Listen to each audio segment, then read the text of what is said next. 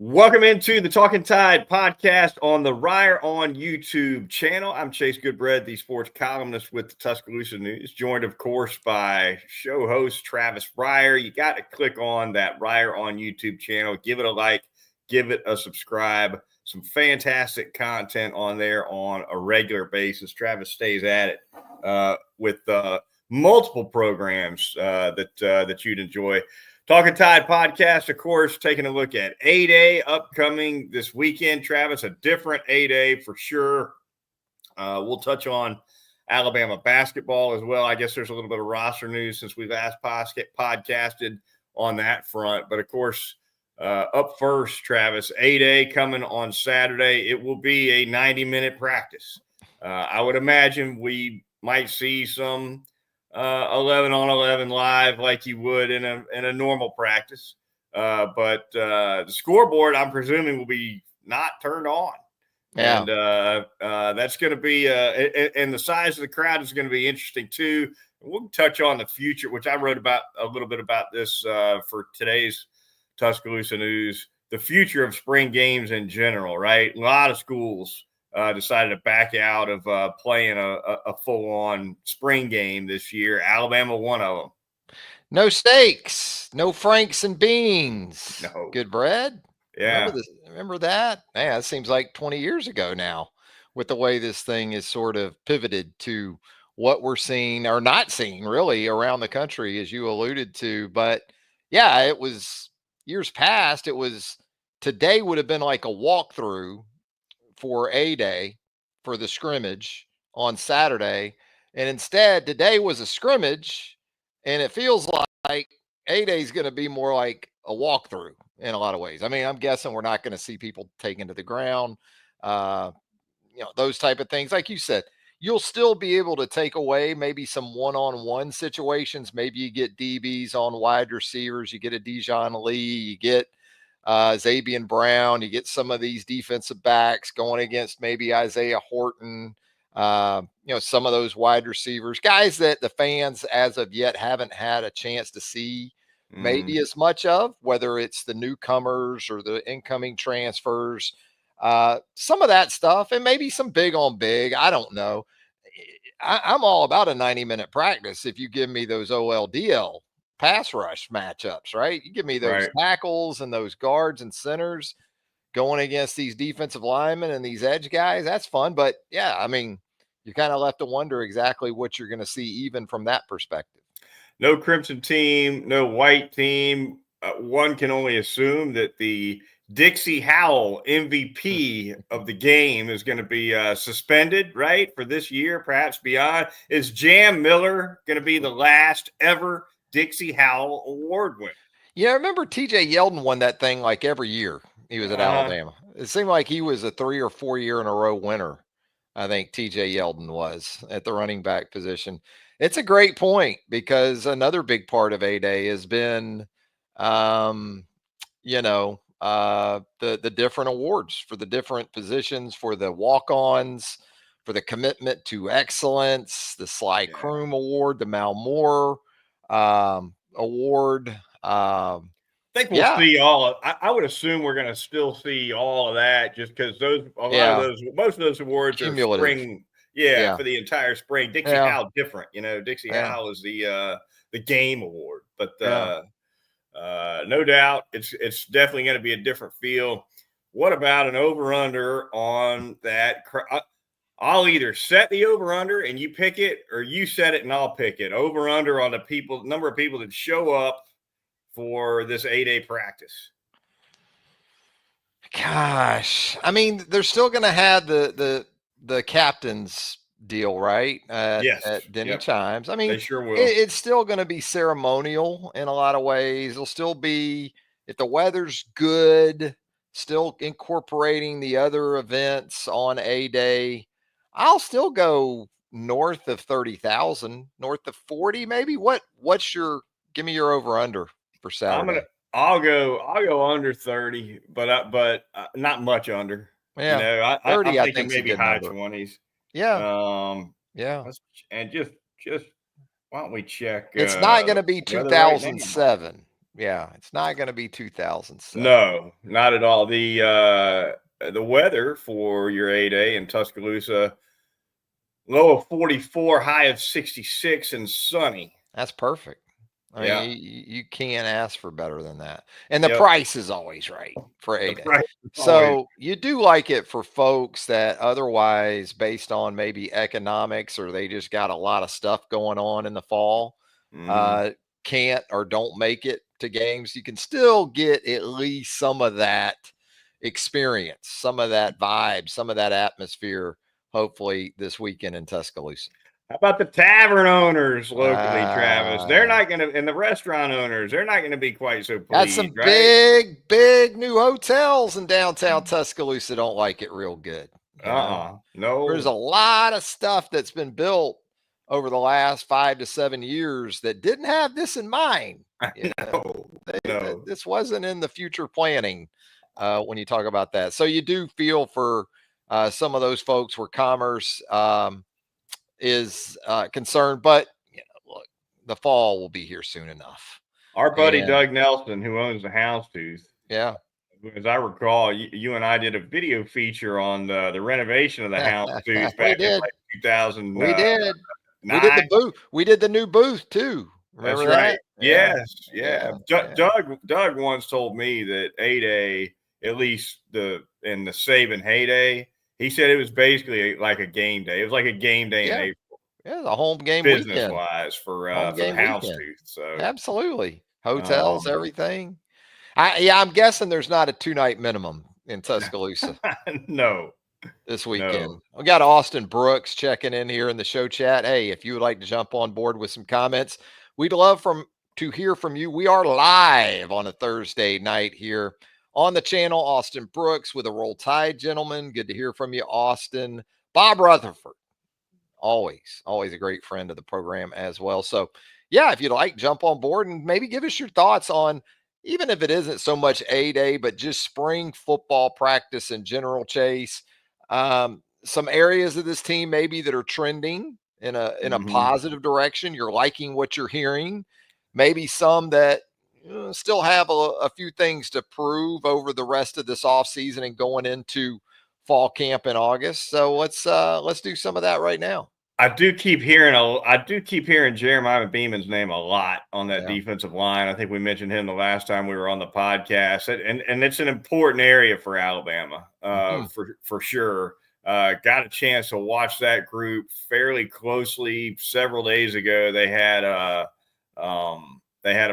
practice viewing, which, as you know, isn't necessarily very telling. Mostly just individual drills, but got to watch those guys up close for a while, and Beeman was right up there with the starters. So Wow. um, I'll be surprised if he doesn't jump out and have a strong year for the Crimson Tide this fall. Got to watch Kelby Collins a little bit. Freddie Roach, I thought was had some high praise for him just in the little viewing period that we got to see as well. He's put together. Yeah. There's no doubt about that. And What do Keenan's you, Keenan. yeah. You Kind of know, know what you're getting there, and that's a good thing. I mean, he's going to be what you want right there in the middle of that defensive line, right? no doubt. Now, is he going to be more of a penetrator this year? Maybe a little bit more of a playmaker. That's kind of the next step for him. But it's I think in this defense, it's going to be more on the ends. LT Overton, for instance, to have that kind of role, and LT Overton, I think, is taking a step forward too. He's a guy who really got to the quarterback a lot. Didn't always finish like he'd want. Lots of Yes. pressures, not enough finishes last year. That's his area. Yeah, for this group in general, coming off of last season, that's the thing for me. Finish on negative play opportunities in 2025. Beeman could be a guy that gives them more of that. Edric Hill, some of these younger guys, Jordan Renaud, it's about time for him as well. And then on the edges, Quay Rusal. Uh, we've heard some positive things, I guess, about Justin Hill, the true freshman, newcomer too, working at that outside linebacker position. So, yeah, that seems to be a continuation even going back to the end of last season, defense has made strides. Defense is going to continue to get better.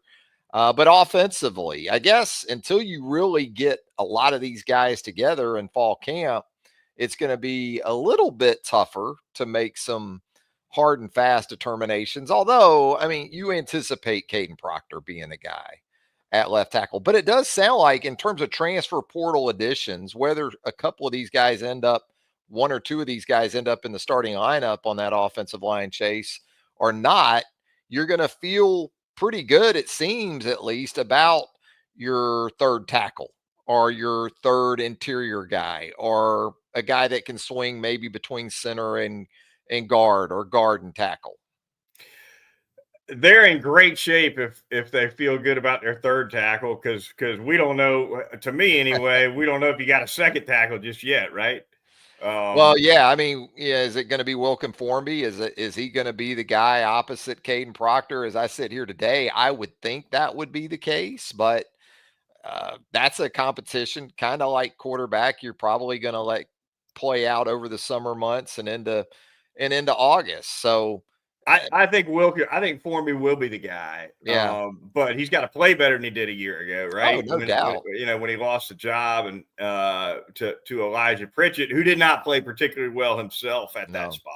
No, he didn't. So yeah, if they've got if they feel good about a swing tackle, then you got to feel good about both starters, and huge for Alabama to take a big step forward at that right tackle spot. That was the leakiest spot on the front last year, no question about it. How do you think DeBoer's managing this quarterback situation?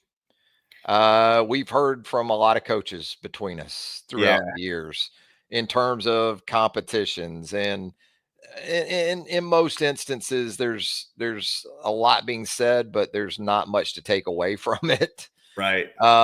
Do you think DeBoer is managing this thing from 10,000 feet, where he's thinking, I got 3 scholarship quarterbacks, I got to get this thing hopefully to fall camp with all 3? Right. And what do you think the chances are that he's actually able to do that? Does it sort of depend on the pecking order coming out of spring? Because, he can say things through the media, but those quarterbacks, they go in that room and they know, right? They know who's 1, 2, 3. Right. However you want to put it publicly, there's still, I'm not going to say it's not definitive in a sense that it's what it's going to be in the fall, but coming out of spring, you're going to know, you're going to have a feeling for where you're at in that. You are. DeBoer he's held his cards pretty close to the vest at the quarterback spot, which you would expect. He has mentioned that Simpson and Mack have commanded the vast majority of the reps with the ones, which I think you would also kind of expect. Russell's been working more with the twos, getting thrown in there just a little bit with the ones, but Russell's obviously, it's a developmental time for him. And it's still a developmental time for Mack to some extent, but more so Russell. To me, Alabama had so much trouble with turnovers last year, and not just interceptions, but of course a handful of fumbles too at the quarterback spot. The guy who could take care of the ball best has to have a leg up on anybody else. And you would think that would be Ty Simpson, as much as he's been around now. I guess 4th year of the program. If not, that's an area where you would expect a guy, even though Simpson doesn't have a ton of game experience, you would expect him to be the most ball security conscious, certainly. That's kind of where it starts for me as far as the quarterback spot. Yeah, I was going to ask you kind of along those lines. Given that Alabama opens the season on the road in a true road environment at Florida State against a quality opponent, not so much last season, but you certainly anticipate Florida State rebounding to the point where it won't just be like Wisconsin.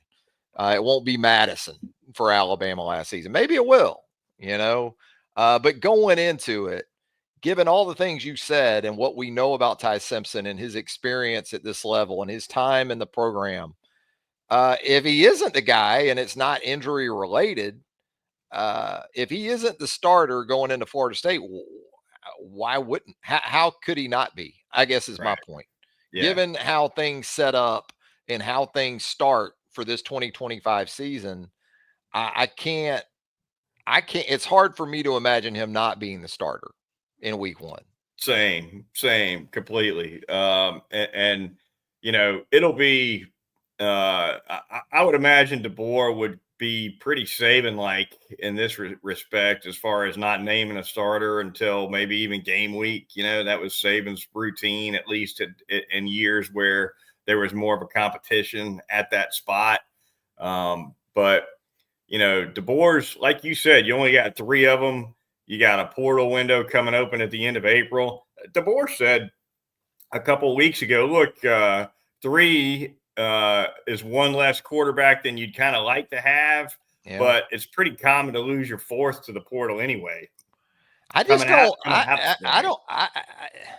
I think it's going to be if you have. Here's the thing for me: if you go into a season these days with 3 quarterbacks you really like, not 2, and we had to add a third because our third left, and we're looking for just a band-aid if it comes down to it. Worst case scenario, we have to play a third, an emergency type of third quarterback.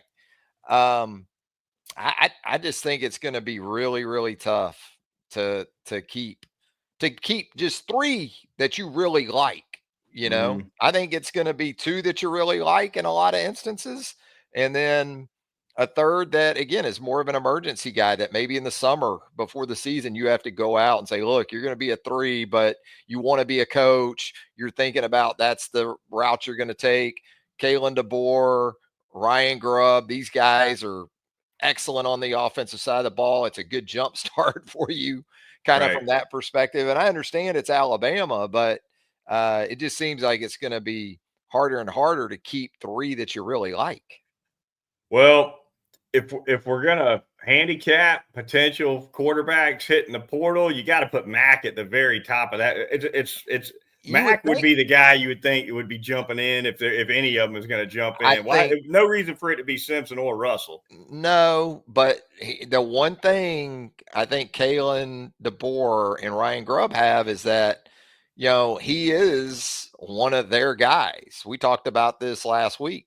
He wasn't a holdover. He wasn't an inherited guy. Yeah. That's Ty Simpson. So and the fact that he is still relatively young and still in the earlier stages of his development and understanding that's exactly the kind of quarterback he was going to be, whether it was at Alabama or Washington. That's the scenario where I could see Alabama keeping all 3, even if it proves out that Ty Simpson wins the job. And even if Keelan Russell is the 2, which I think as much as anything, that's where cards aren't going to be revealed going into the summer. Mm-hmm. If anything, the bracket's going to be at the 2 spot, with Right. Keelan Russell and Austin Mack, and maybe more so with an eye on trying to sustain those 3 quarterbacks into the season. Couple other positions on the offensive side of the ball, Travis. What about that tight end spot? As thin as that looks right now, they've got count them, one healthy scholarship tight end going into A-Day. Yeah. I think this is the position that I think DeBoer points to most when it comes to why they're not putting on a full-scale A-Day game. Although he had already determined that before they lost Josh Cuevas, who's tight end 1 for this team, at least in the spring. I think he is. Jay Lindsey is the only healthy scholarship guy for the spring right now. After that, it's a handful of walk-ons and I think a transfer or 2 that fans are not very familiar with. Certainly, that is a thin spot. Might see a lot of 3 and 4 receiver sets if they do some 11 on 11 on Saturday. Yeah, we talked about that. They could be heavily 11 in whatever they do in this version of an A-Day. So it's good for Jay Lindsey, though. I mean, a young tight end guy they obviously like. Kind of came to Alabama as maybe more of a true inline guy, dirty work type of guy, but this is a way you can get him a lot of snaps. There's no doubt about that. So, I think that will be fascinating. We got a question here, by the way, and by the way, thanks, Ben and Travis here. So happy this duo is back and just subbed on the Apple podcast. Absolutely. Check us out on the podcast formats too, right? Goodbread. But Yes, sir. 98 Wade asks, how aggressive is Ryan Grubb going to be early on with an inexperienced quarterback? Goodbread. DeBoer said today he doesn't want just a game manager. Yeah. To me, it still goes back to turnovers. Turnovers is what killed them last year. So, maybe if you're Ryan Grubb, maybe you're trying to get through September without throwing too much on them, and kind of expand the playbook a little bit in October and November. I think with whoever they pick, it's a first year starter. Yeah. So I would probably worry more about protection than I would even the quarterback in terms of aggression, Chase. I don't know. Right. I mean, the tackle situation I'd want to feel better about. But I don't, there's ways to not just go 3 tight ends and 3 yards in a cloud of dust, and not necessarily be 5 wides and letting it all hang out of empty. You can still throw it around 35, 40 times. You got the quick game, which basically an extension of the run game. There's ways that you can be somewhat conservative, but it still look like, and statistically even look like, you're aggressive. You know what I'm saying? Yeah. You've got to if you get stuck in a lot of third and longs, and you've got to take that, you got to look for something deeper to move the chains. That's where the protection comes in huge, like you were talking about at that right tackle spot. And look, the backs have got to be ready to chip and pick up and help out. The tight ends, even, you don't see the tight ends stay in as much, but if you've got a right tackle who can't handle being on an island on 3rd and 9, then you got a problem. You got to be creative if you're Ryan Grubb. I think an area that we haven't really talked about enough where they will be better, regardless of the quarterback, is the quick game. Because that just wasn't Jalen Milroe's thing. No. And Tommy Rees and Nick Saban, I think, understood that in 2023, because there really wasn't a quick game in Jalen's first year as a starter. You didn't see the quick throws to the perimeter like you saw, or the RPO type of stuff, quick game with Bryce Young or those guys before him, Mac Jones. It just wasn't a strength of Jalen's. I think that Ty will offer some improvement in that area, maybe regardless of who the starting quarterback is. I think the quick game's going to have more of a place and be more effective moving forward with this change at the quarterback position. Afro Man Davis with a roll tide here in the show chat, Chase. And 98 Wade says, hey, just put a black jersey on Jay Lindsey just to be safe at this point. Might need it. No doubt about it. Wide receivers real quick, Travis, before we move on to basketball. Ryan Williams not going to be participating on 8A. They're holding him out for precautionary reasons. Looking forward to seeing Lotzer Brooks, the young freshman who's made a lot of noise in the spring. Talk is that he's been a difficult guy to cover. Smaller guy, suited to the slot. We'll probably see him in the fall working in that slot position. But and Horton as well, the big kid from Miami who comes in to play an outside spot. Looking forward to seeing those guys as well. Yeah, the young receivers, the newcomers in general at wide receiver, and kind of how that plays out in this passing game, and then matching up with some of those guys in the secondary, like we talked about as well. Dijon Lee, man, what a big dude. I mean, I've watched the practice footage and looks like a legit 6'4" too. I mean, you see guys listed, rostered at certain numbers, and it's tough when you're 6'4". I mean, there's not many 6'4" corners running the woods, Right. So what a talent this guy is. He's a head taller. Look at just about any It's corner like out Zay there. Mincy last year before he went to safety, Yeah, kind of, right. right? Yeah, Lee's got a chance. There's no doubt about it. And Womack was asking about him early in the spring and said, look, he's got the corner hips, he's got the corner feet, he's got the corner traits, regardless of how tall he is. Sometimes they come in 6'4" as a corner, and you think, well, this guy will be a safety in a year or two. And maybe that's the path for Lee, but at least that's not my understanding right now. They like him a lot out on the island. Wow. Very, very interesting stuff with the newcomer from Cali. Basketball, Travis. We'll hit on that real quick before we get out of here on this edition of the Talkin Tide podcast on the Reier on YouTube channel. You got a basketball roster? I mean, what are we looking at right now? Yeah, I don't have it in front of me. I can tell you that. But you know what? We talked about like 3 guys we thought they needed to try to bring back, right? Mo was one of them. Mo was one of them, and he is a Kentucky Wildcat now. Yeah. But Cheryl was one. Holloway was one. Reitzel's obviously going to be one of those. Mm-hmm. So how do you feel like at this point anyway, knowing that it's not over? Right. We know Jaron Stevenson is hit the portal with a do not contact tag. Jaron Stevenson to me is kind of like Rylan Griffin, different player, different position, but at about the same point in his career. Mm-hmm. Rylan made the decision to move on to Kansas.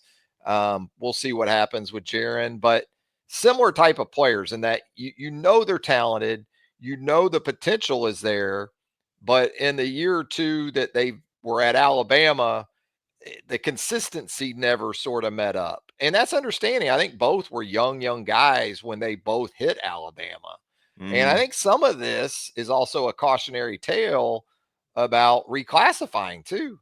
Jaron Stevenson can still be an NBA player. Now, he's got to get stronger as much as anything. He's just not strong enough with the basketball. And unless you are just a lights out corner 3 shooter, which is kind of his thing, you got to bring some other things to the table. Right.